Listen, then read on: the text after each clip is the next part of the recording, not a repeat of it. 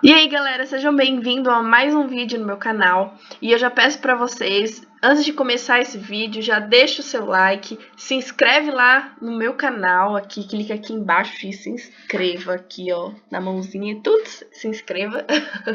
E me segue lá no Instagram. E hoje eu vou trazer para vocês um tema super interessante. Tá em espanhol. Eu apresentei esse trabalho ano passado e foi um tema que eu super me apaixonei, mas eu vou estar falando em português aqui para vocês. E já é também para quem já tem interesse de vir para Bolívia estudar medicina, já para deixar um gostinho para já ler em espanhol. E vamos pro vídeo então, que eu vou começar a falar para vocês sobre esse tema que é muito interessante, sobre a enfermidade de Parkinson, que eu super apaixonei. É um tema super gostoso de estudar. Então vamos lá.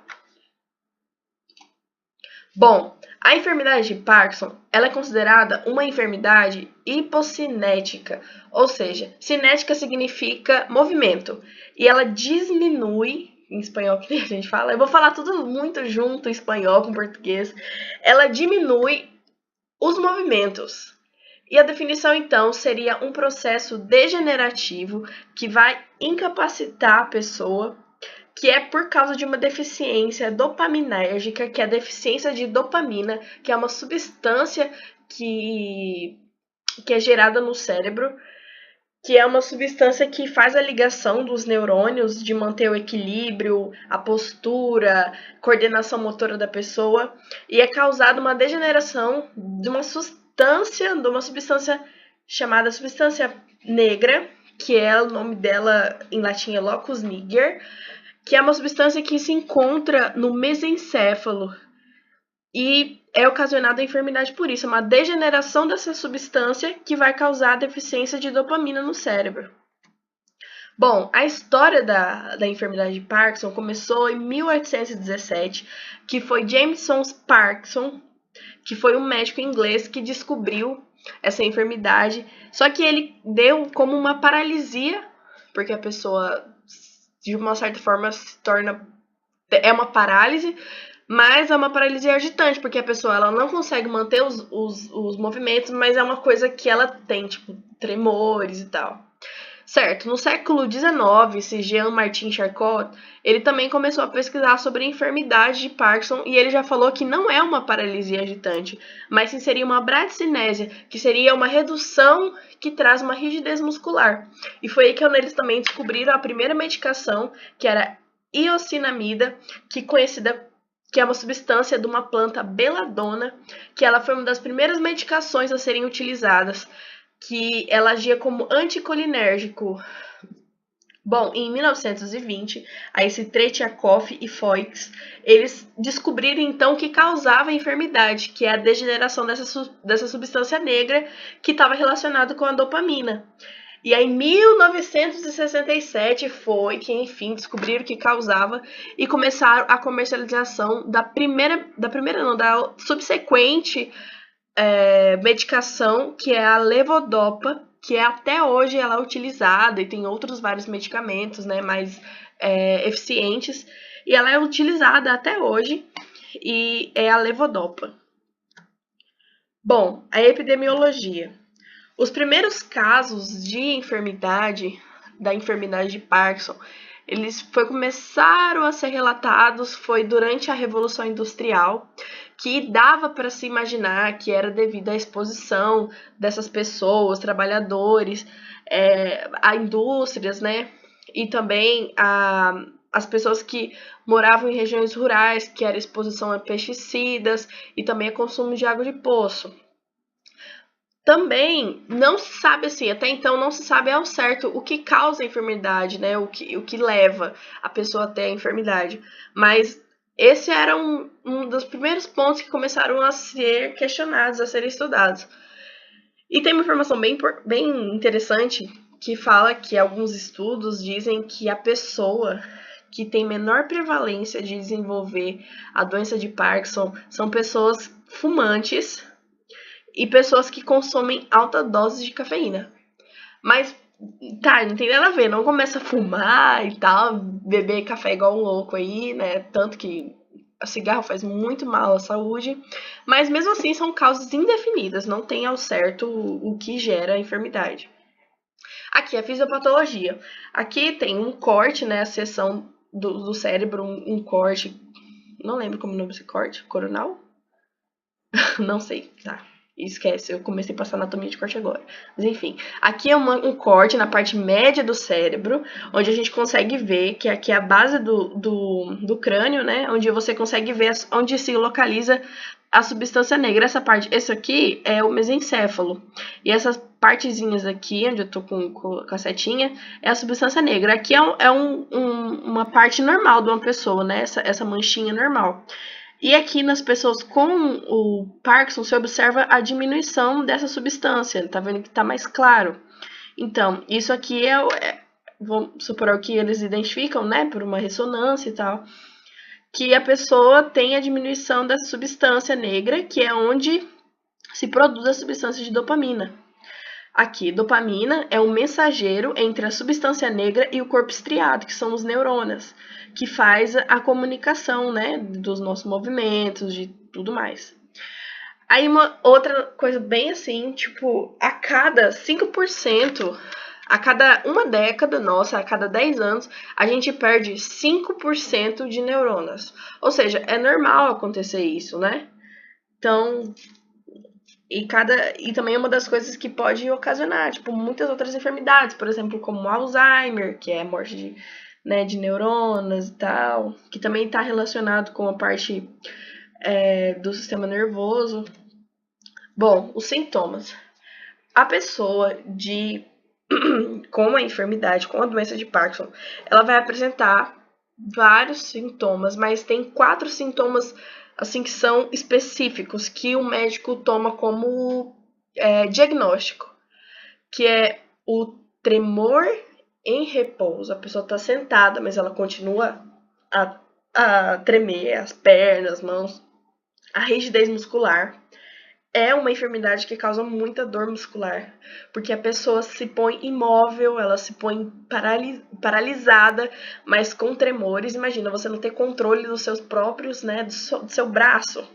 A bradicinésia, que é a redução dos movimentos e alteração de equilíbrio e postura. Aqui a gente consegue ver a pessoa de Parkinson é uma característica muito específica da doença. A pessoa tem essa postura encurvada para frente, ela vai ter uma falta de expressão facial, o encurvamento, né, da coluna, e ela vai ter a mão ali, assim, como se ela estivesse contando dinheiro. Eles falam que é de contar dinheiro. Ela tem isso, essas características. E várias outras, problemas de equilíbrio, os joelhos flexionados, a rigidez muscular, o tremor, enfim. Também que, consequentemente, vai causar uma depressão, muitas pessoas se põem deprimidas, vai ter muitas mudanças emocionais, a pessoa já não vai conseguir falar da mesma forma, para deglutir já vai ficar mais difícil. A dor abdominal, desculpa, a dor muscular, que vai ser muito intensa, porque é uma rigidez muscular, mantém-se ali, e a pessoa vai sentir muitas dores, e também problemas para dormir. Uma coisa muito que eu tô esquecendo aqui, a enfermidade, ela ocasiona, não sabe-se o porquê, mas homens, maior prevalência em homens, e pessoas idosas a partir de 60 anos. Bom, o diagnóstico a se tomar para identificar a enfermidade vai ser feita uma tomografia, ressonância magnética e aqueles passos para diagnóstico de anamnese, assim, quando a pessoa está observando o paciente, vai ser bradicinésia, rigidez muscular, tremor em repouso e inestabilidade postural. São, assim, sintomas que o médico vai avaliar, não precisa nem de exame, a pessoa fala, olha, Parkinson. Tratamento. Hoje em dia é utilizado esse levodopa, carbidopa, que as células nervosas, elas vão utilizar essa levodopa, essa substância, para produzir a dopamina. E vai repor o que está em falta no mesencéfalo. E tem vários outros medicamentos, né, mais atuais também. Tem Parcopa, Cinemed, são vários outros que tem a composição, outras que já agem melhor, que no caso tantos efeitos colaterais. Também tem o tratamento cirúrgico, que é feito essa palidotomia e talamotomia, que vai ser uma... É como se fosse eles fazem uma cirurgia de eletrodos para... Como eu posso explicar? Tipo, é uma reanimação dessa parte do cérebro para ela tentar reduzir um pouco dos sintomas, que é da parte muscular, de tremores e tal. E essa estimulação cerebral. Porém, é muito arriscado sempre uma cirurgia, né, cerebral.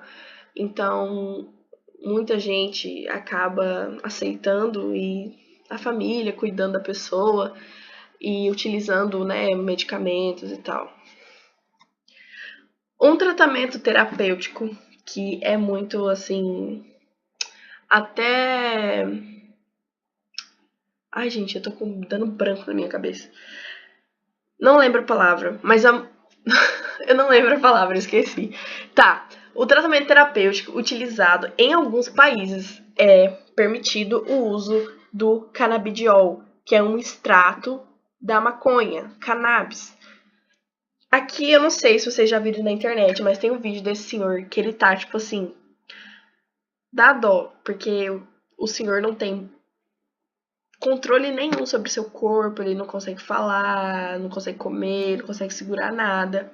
E, tipo, é muito agoniante uma pessoa nessa situação. E aí depois ele vai e ele faz o uso do extrato da cannabis, do canabidiol, ele coloca e em alguns minutos ele está pleno, são, como se nada tivesse acontecido. Então, é comprovado, tem estudos sobre isso e é dos tratamentos, né, que algumas pessoas em alguns países optam. No Brasil é muito complicado, tem gente que entra com processos judiciais para permitir o uso, né, do canabidiol e pode ser tratado com outras várias também enfermidades. Aí aqui tem um dos principais efeitos do canabidiol, né? Ele age como ansiolítico, ele alivia a ansiedade, anti-inflamatório, antipsicótico, pessoas que usam, que têm surtos, né, de psicoses. Ele vai dar sonolência, ele é anticancerígeno, neuroprotetor, anticonvulsivante, e ele vai inibir, o que ele age na doença da enfermidade, ele inibe os espasmos musculares. Vamos ver o que mais que é interessante falar aqui. Aí tá, e tem o tal de prós e contra, que tem médicos que aceitam, tem outros que não, e não tem efeitos colaterais estudados, né, não foram observados ainda, porém, tem muitos países que proíbem, assim como o Brasil é proibido. Mas enfim, gente, a parte de prevenção. Bom, como não se sabe ao certo o porquê, tem muitos estudos, eu já ouvi falar que tem coisas que está relacionado com flora intestinal, bactéria no intestino, que diz que a pessoa antes de começar a ter os primeiros... Eu estava lendo isso antes de uma pesquisa lá numa faculdade de medicina, que era uma bactéria, que eles fizeram um estudo de uma bactéria da pessoa que tinha, que causava. Muitas coisas, muita coisa, muita coisa. E eu creio ainda que vai ter um avanço muito grande, porque, né, cada dia que a medicina tá mais avançada e tem mais coisas que geram benefício para esse tipo de pessoas que sofrem com essas enfermidades. E prevenção em si, como a gente não sabe o que é, mas eu creio que a atividade física, a pessoa sempre manter o cérebro ativo, né, que as pessoas idosas manter atividade mental, tipo, fazer atividades básicas, tipo, seja, não sei, exercitar o cérebro, fazer um jogo de memória, qualquer coisa, não sei, eu esqueci o nome dos negocinhos de quadradinho lá de preencher, minha avó faz. Eu fico vendo ela, falo, nem eu dou conta de fazer aquilo, e ela faz, tipo, ela treina o cérebro dela, sabe? E é isso, a pessoa tem que se manter ativa e vai, né, talvez prevenir uma futura doença, não só disso, mas outras várias que a velhice traz.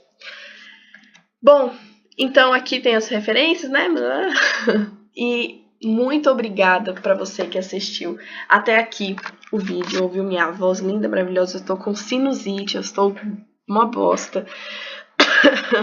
E se inscreve no meu canal,